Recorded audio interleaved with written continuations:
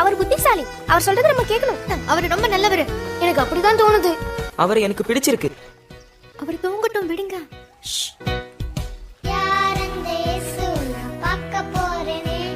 Shalom shalom.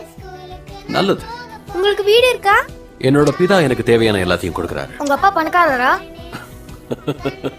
இன்னொரு முறை இந்த கேள்விக்கு பதில் சொல்றேன். உங்களுக்கு பிடிச்ச உணவு எது? எனக்கு பல விதமான உணவுகள் பிடிக்கும்.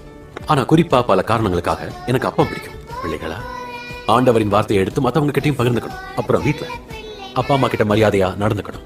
அப்புறம் ரொம்ப முக்கியமா மோசையோட சட்டத்தின் படி யாரை நேசிக்கணும்? தேவனாகிய கர்த்தரை முழுமையா நேசிக்கணும். ரொம்ப சரியா சொன்ன. வேற யார் நீதியை விரும்புவாங்கன்னு உங்களுக்கு தெரியுமா? கர்த்தர் நீதியை நேசிக்கிறார்.